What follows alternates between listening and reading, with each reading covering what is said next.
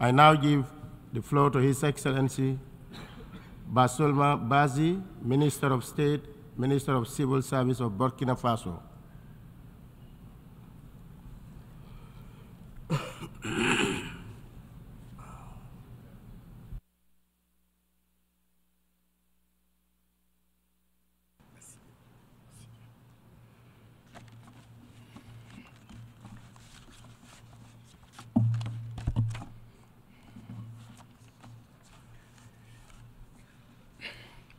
Excellences, Monsieur le Président de la 78e session de l'Assemblée générale des Nations unies, Excellences, Monsieur le Secrétaire général de l'Organisation des Nations unies, distinguées personnalités, au nom de son Excellence le capitaine Ibrahim Traoré, président de la transition, chef de l'État, recevez les salutations fraternelles du peuple et du gouvernement du Burkina Faso.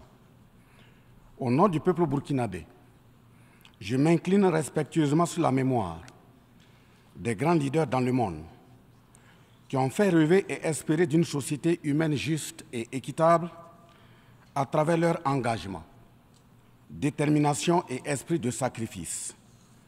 Je cite notamment Fidel Castro de Cuba, Patrice Émeric Lumumba du Congo, Modibo Keïta du Mali, Ruben Unyobé et Félix Moumié du Cameroun, Sylvanus Olympio du Togo, Che Guevara de l'Argentine, Martin Luther King et Malcolm X des États-Unis d'Amérique, Nelson Mandela de l'Afrique du Sud, Jomo Kenyatta du Kenya, Amilcar Cabral de la Guinée-Bissau et des îles Cap-Vert, Marianne Ngouabi du Congo-Brazzaville, le capitaine Noël Isidore Thomas Sankara du Burkina Faso, etc. Ces leaders ont été, pour la plupart, exécutés de façon violente et d'autres assassinés à travers le feu des prisons et des empoisonnements. Leur seul crime a été pour chacun d'eux l'incarnation des rêves, des ambitions, de l'espoir des peuples meurtris, violés, violentés et pillés. Monsieur le Président, ma présence à cette tribune honorable des Nations unies, au nom du Burkina Faso, pays des hommes intègres, n'est pas pour ériger des murs de lamentation. Je ne suis non plus pas là pour vous livrer un discours de convenance, mais j'ai été plutôt mandaté en sacrifice pour vous dire que le mensonge d'État, l'hypocrisie diplomatique, la boulimie du pouvoir, la recherche effrénée du gain, l'esprit démoniaque de domination et d'exploitation de l'homme par l'homme sont les vrais plaies qui gangrènent notre vivre ensemble et font courir toute la société à sa perte, y compris donc notre organisation, l'ONU. Son Excellence, M. Antonio Guterres, secrétaire général de l'Organisation des Nations unies, Son Excellence, M. Joe Biden, président des États-Unis, Son Excellence, M. Denis Francis, représentant permanent de la Trinité et Tobago auprès des Nations unies, élu président de la 78e session de l'Assemblée générale, Son Excellence M. Luis Inácio Lula da Silva, président de la République fédérative du Brésil, permettez-moi de reprendre ici des parties de vos propos, discours respectifs prononcés à cette même tribune à l'ouverture de cette 78e session. Primo, je cite, « Nous sommes dans un monde sans dessus-dessous. Des cadavres jonchent les plages où des milliardaires se prélassent. » Pour la deuxième personnalité, je cite, « Nous sommes à la croisée des chemins. Nous avons une cause commune, à savoir léguer à nos enfants un monde avec un bon climat social. » Fin de citation. Pour la troisième personnalité, je cite, « Malgré les difficultés, nous pouvons nous en sortir. Ce ne sont pas les capacités qui manquent, mais la volonté politique. Sinon, nous pouvons apporter le progrès et la paix pour tous. » Fin de citation. Pour la quatrième personnalité, je cite, « Il y a dissonance entre les discours et les pratiques, les faits. Le Conseil de sécurité de l'ONU est paralysé. L'ONU doit assumer ses fonctions d'un monde solidaire et équitable, conformément aux principes édictés dans la Charte. Cela suppose qu'on ait le courage de lutter contre les inégalités. Fin de citation. La quintessence des expressions de ces 4 autres personnalités signifie clairement que les inégalités dans le monde sont voulues, sinon qu'avec un minimum de courage et de volonté politique, nous pouvons, à défaut de les éradiquer, les amenuiser à leur congrue expression. En effet, chaque année, les discours pleuvent au même titre que les promesses et engagements. Les preuves de la dissonance entre les discours et les faits sur ces questions de principes contenues dans la charte de l'ONU, dont la justice, l'égalité, la dignité, l'intégrité, le droit à l'autodétermination, la souveraineté des États, l'inviolabilité du territoire et le respect du droit international sont ce qui se passe en Libye, dans le Sahel précisément sur le Niger et sur la crise entre la Russie et l'Ukraine. D'abord, en Libye, suite à cette catastrophe diluvienne, des milliers de voix ont été fauchées, des milliers de vies donc ont été fauchées, pour badigeonner nos consciences de tranquillité transparente. Chaque nation se précipite pour présenter sa compassion, sa solidarité. C'est certes pour donner l'impression que nous vivons en société et que nous défendons des valeurs. L'honnêteté intellectuelle le recommande et l'histoire des consciences nous reflète que nous devons présenter nos sincères excuses au peuple libyen pour avoir été, collectivement et individuellement, par passivité condamnable ou par complicité active et inacceptable, aux côtés des bourreaux qui ont été la première catastrophe anthropique en Libye. C'est cette catastrophe qui a mis la Libye à genoux en la saccageant et tuant son guide avant que les eaux du déluge ne viennent l'endeuiller davantage. Et malheureusement, à la tête de cette catastrophe humaine était l'ONU sous la résolution 1970 et le silence coupable, voire la complicité de la CEDEAO et de l'Union africaine. Cette macabre intervention, avec la France de Nicolas Sarkozy en tête, a liquidé le guide libyen, le colonel Mouammar Kadhafi, le 20 octobre 2011. Si les condoléances au peuple libyen avaient un minimum de bon sens et sans hypocrisie, cette diplomatie macabre n'aurait jamais lieu autour du cas du Niger pour y créer une Libye bis. Ensuite, pour preuve que les relations internationales sont teintées d'une haute hypocrisie diplomatique, dénudées de conscience, de morale, de dignité, d'intégrité, de justice, donc de paix, ce sont encore les mêmes gesticulations dans un aliment scandaleusement mortifère qui s'agitent comme des fauves autour de leur proie blessée pour la dévorer. Aujourd'hui, nous avons fait le constat malheureux que, contrairement au discours de profession de bonne foi prononcé à cette tribune de l'ONU, invitant au respect de la charte de l'ONU et du droit international, les dirigeants représentant le peuple frère du Niger ont été pratiquement interdits d'accès au siège des Nations Unies. Le Burkina Faso condamne fermement cette manœuvre sordide qui relève de pratiques moyenâgeuses. Cela ne peut évidemment se faire que par des esprits en perte de valeurs essentielles pour toute vie harmonieuse en société. De ce fait, nous renchérissons pour dire que l'ONU ne doit en aucun cas être un instrument dans les mains d'un quelconque pays.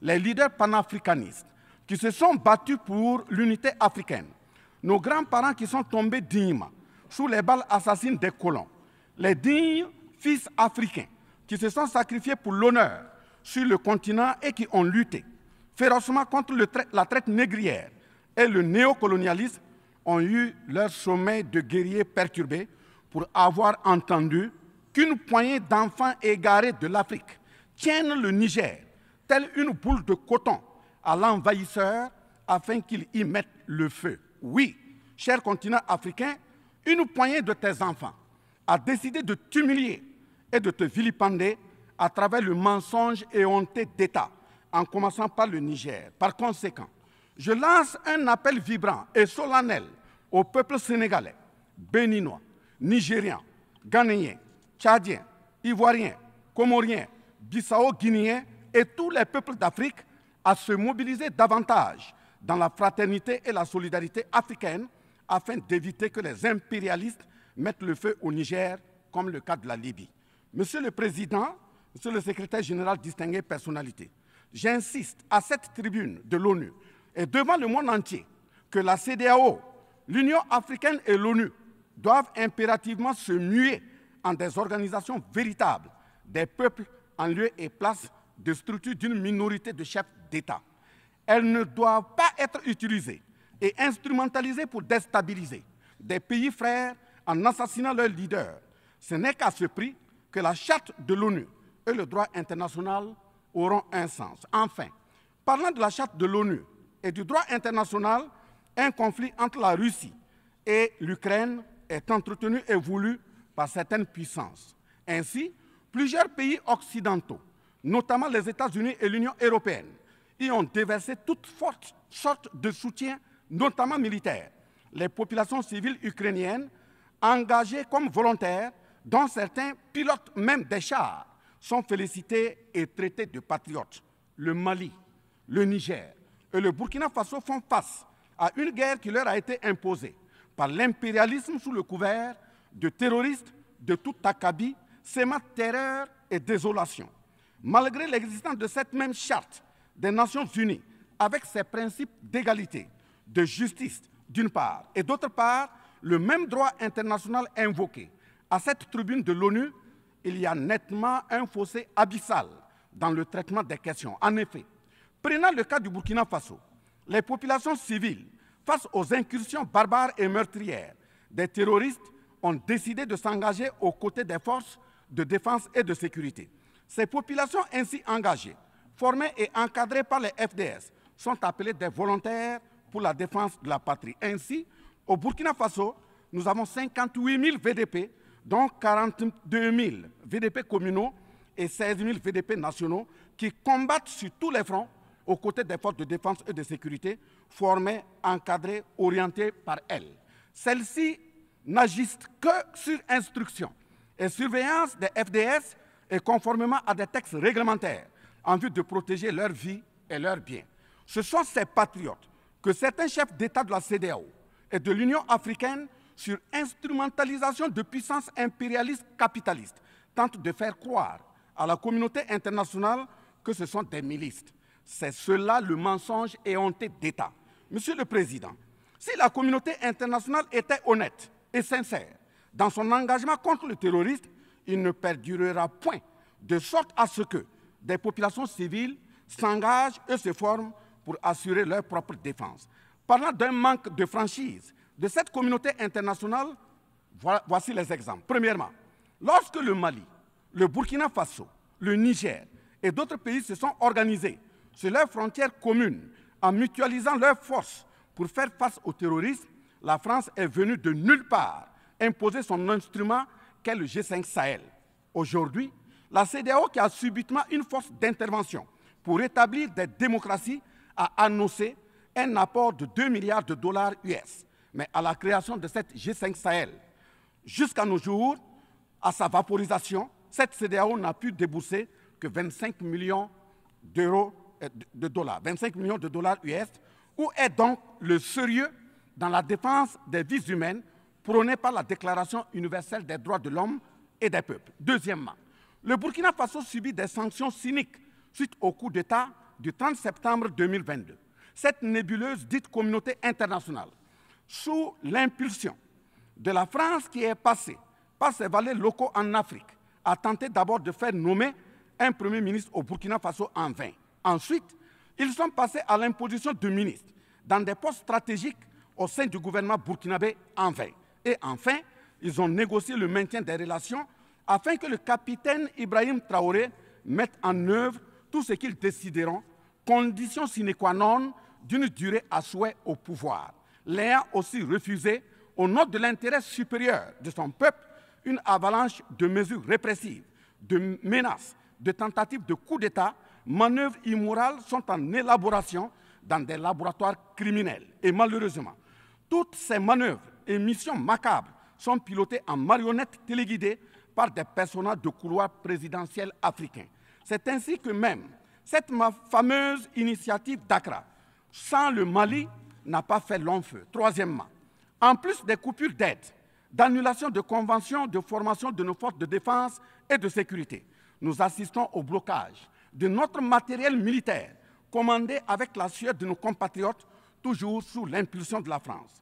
En exemple, pour les vecteurs aériens nécessaires pour le contrôle et la défense du territoire, nous avons eu un contrat avec le Brésil, dont la licence d'armes devait provenir de la Belgique et le système de navigation de tir ainsi que des caméras des États-Unis d'Amérique, puis un moteur du Canada. Ces moyens sont aujourd'hui fallacieusement et cyniquement bloqués. Vous parlez de défense des droits humains à cette tribune de l'ONU. Je vous invite donc à nous livrer incessamment nos armes pour la défense et la protection de nos populations meurtries. En tout état de cause, vous êtes solennellement saisis. Et si rien n'est fait, l'histoire vous tiendra responsable de non-assistance à personne en danger.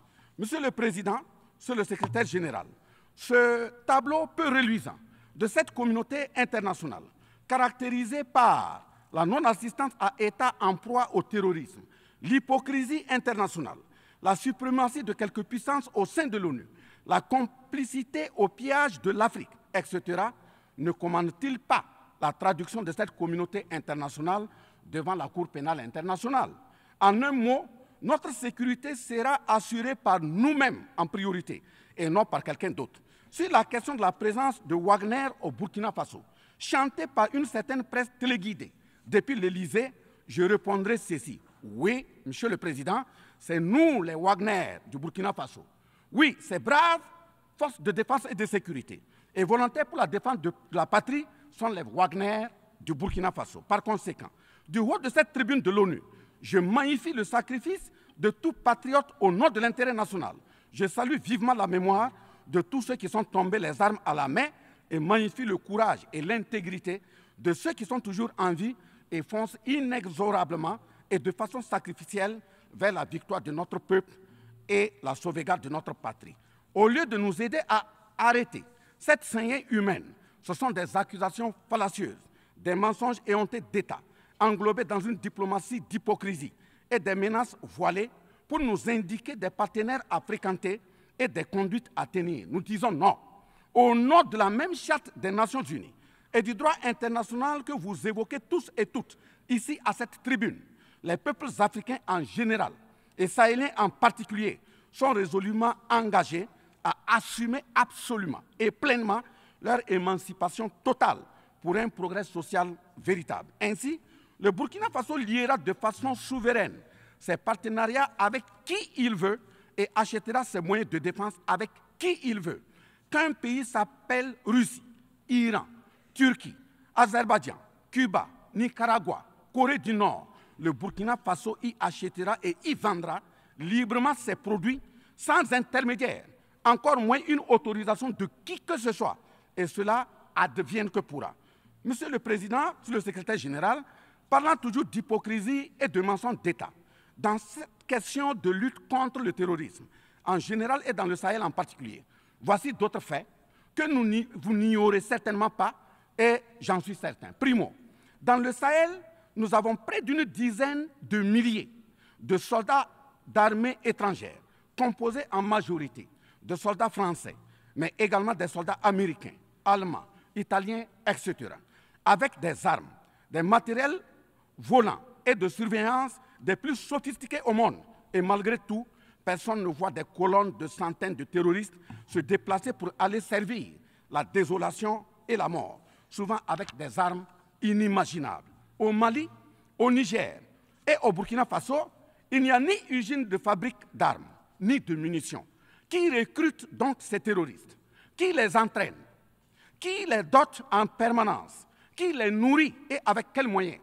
Croyez-vous à cette philanthropie au nom de laquelle des Occidentaux vont envoyer leurs militaires au Sahel mourir pour des beaux yeux des Sahéliens? Si oui, qu'est-ce qui justifie les énervements et autres gesticulations puériles et diplomatiques dès qu'on dit à la France de déguerpir militairement? La vraie raison, ce sont les ressources du sous-sol au Sahel. En effet, l'Assemblée nationale française a voté la loi numéro 057-7-27 du 10 janvier 1957, parue dans le journal officiel de la République française du 12 janvier 1957, portant création de l'Organisation commune des régions sahariennes, OCRS, qui regroupe des parties du Mali, du Burkina Faso, du Niger, de la Mauritanie, de l'Algérie, etc. Cette zone n'a jusque-là pas d'égal dans le monde en termes de richesse de sous-sol. À titre d'exemple, la nappe phréatique la plus importante va de la Mauritanie à la Somalie, en passant par le Mali, l'Algérie, la Libye, le Niger, etc.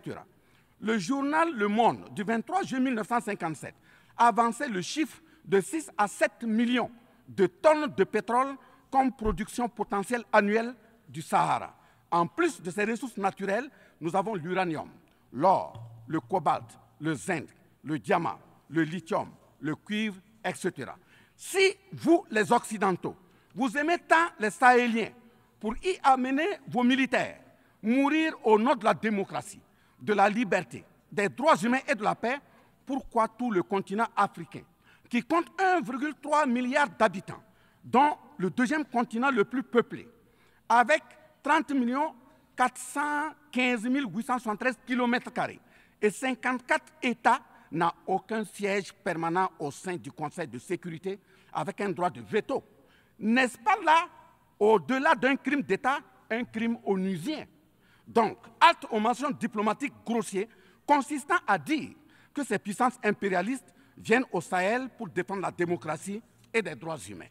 Parlant de droits humains, je vous rappelle que la première charte au monde sur cette question de droits humains de l'homme est bien celle de Kouroukan-Fougan de 1236 au Mandé actuel Mali.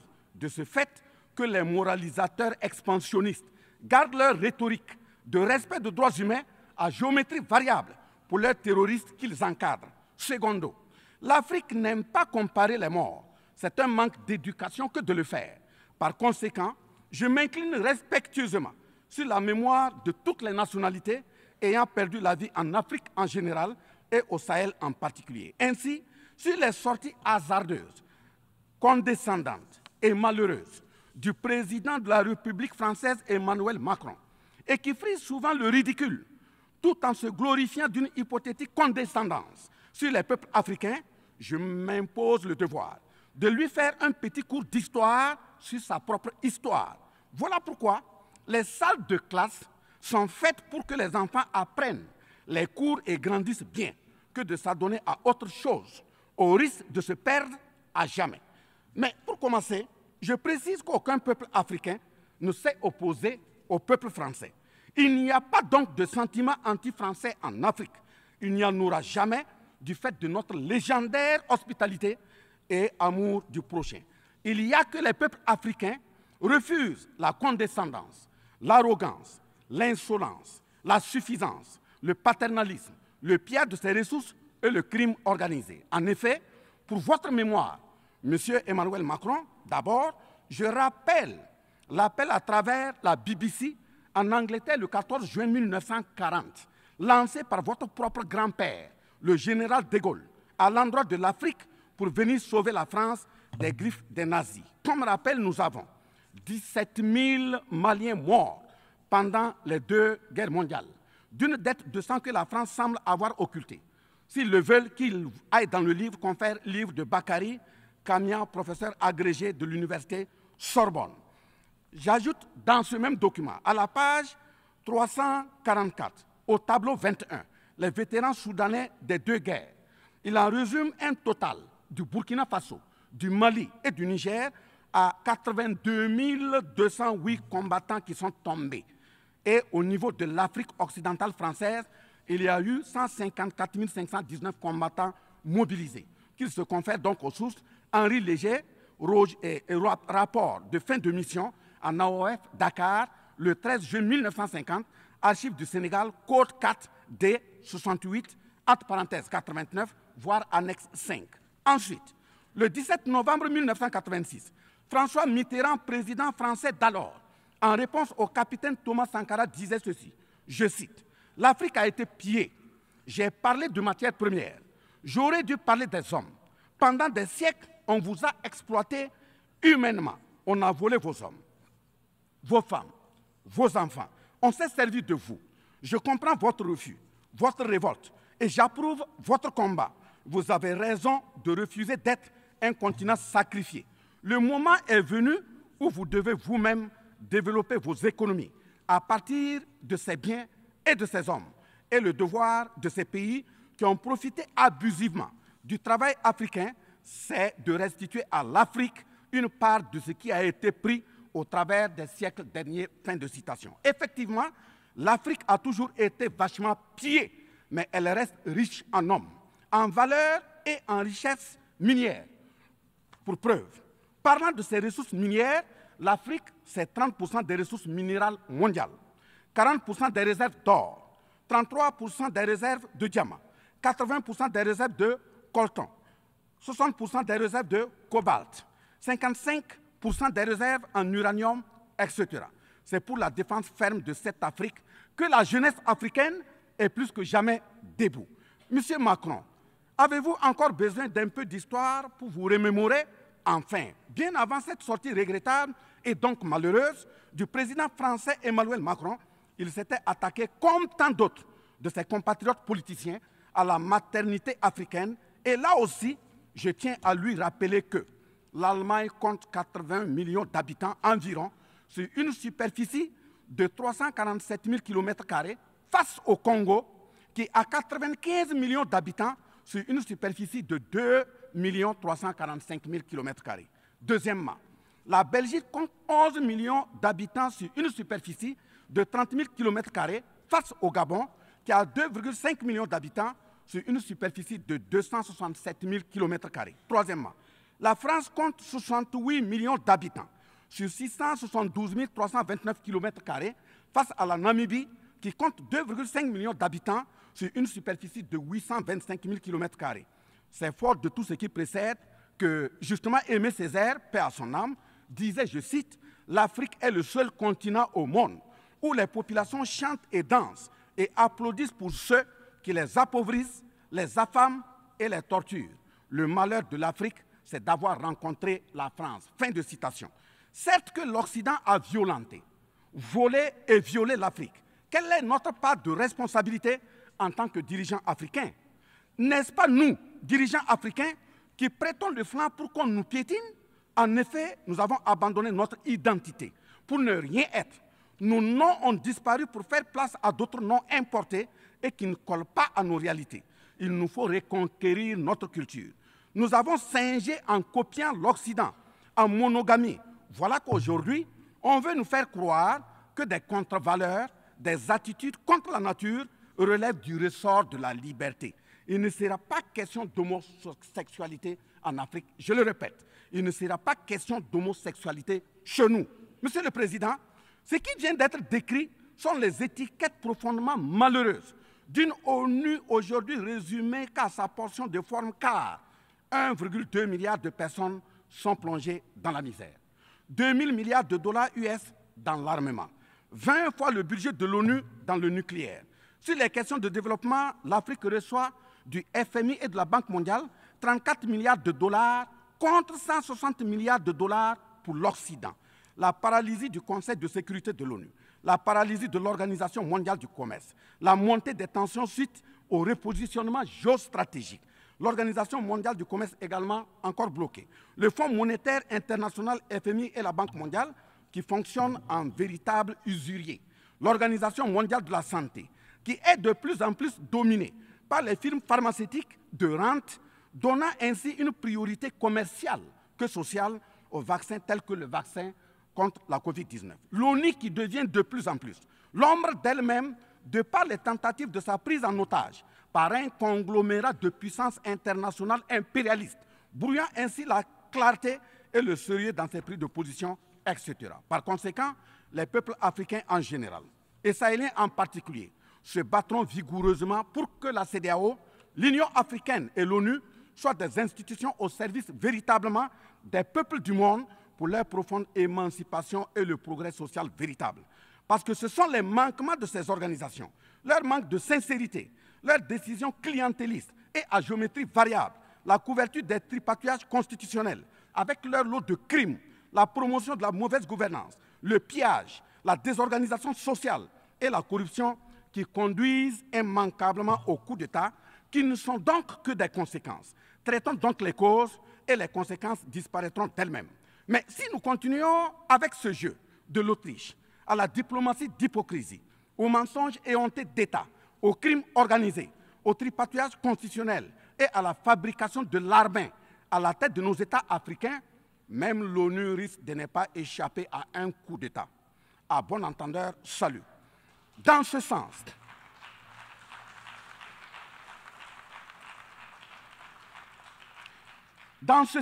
et afin de prendre leur destin en main, le Mali, le Niger et le Burkina Faso ont signé l'Alliance des États du Sahel, en abrégé AES. L'AES est une architecture pour la sécurisation de nos pays, partant du traité révisé de l'autorité de développement intégré de la région de l'Iptako-Gourma. Prenant en compte la situation sécuritaire et surtout le manque de franchise dans le partenariat, il s'agit de compter sur nos propres ressources en recherchant la mutualisation de nos moyens et à œuvrer à faire disparaître les discontinuités dans les espaces de manœuvre opérationnels. Monsieur le Président, je vous signifie avec force et fermeté, dans une haute et intelligible voix que, primo, nous, peuple africain, sommes foncièrement démocrates. Pour preuve, notre attachement à la dignité humaine transcende la démocratie.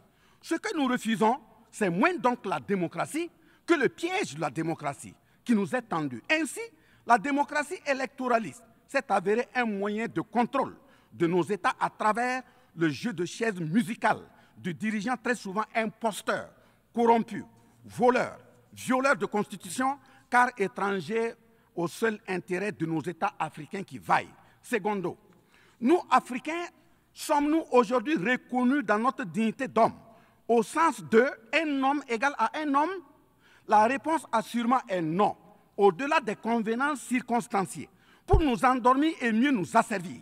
Triste pour le continent noir, reconnu scientifiquement comme berceau de l'humanité, mais dans la réalité humilié, placé sous contrôle dominé. Des indépendances factices aux guerres fratricides, de la démocratie électoraliste aux aides biaisées, des guerres de rapine au terrorisme malicieusement fabriquées, entretenues et injectées dans nos contrées africaines, notamment au Mali, au Burkina Faso et au Niger. Il y a une seule constante, nous dominer, maintenir le pied sur notre cou, tel le cas de notre malheureux frère George Floyd aux États-Unis, ici même. Est-ce cela la démocratie?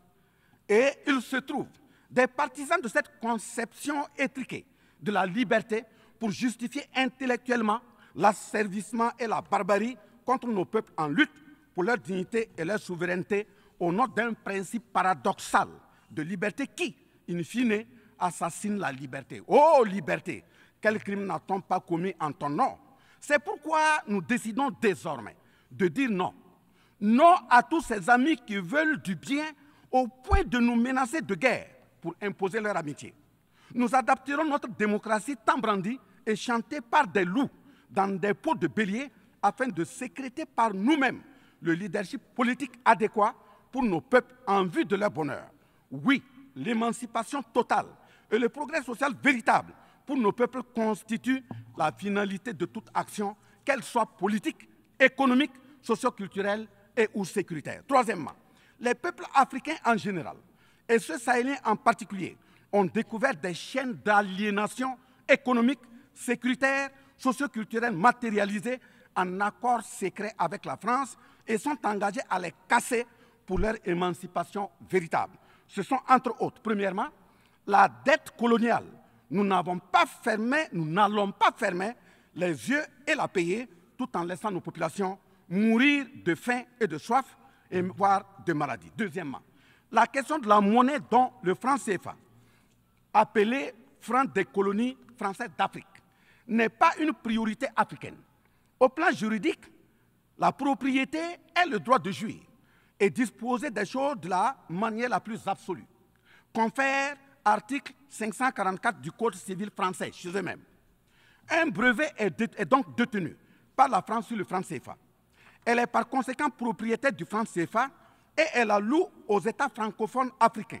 Ce qui est marrant en plus est que le biais produit par la France pour l'Afrique de l'Ouest diffère de ceux de l'Afrique centrale en valeur monétaire sous la même appellation franc CFA. Le seul document reconnaissant le franc CFA est le décret numéro 45-0136 du 26 décembre 1945 dont les signataires furent Charles de Gaulle, président du gouvernement provisoire, René Pleven, ministre des Finances, et Jacques Soustel, ministre des Colonies. Quatrièmement, la priorité aux intérêts aux entreprises françaises dans les marchés publics et appels d'offres publics s'est terminée. Cinquièmement, le droit exclusif de fournir des équipements militaires et de former les officiers militaires des colonies, là également, c'est terminé, etc. Quatrièmement, personne n'applaudit un coup d'État. Mais si nous ignorons que ces coups d'État sont souvent des conséquences de la mauvaise gouvernance et des tripatouillages constitutionnels pour s'offrir des mandats supplémentaires, il y en aura toujours.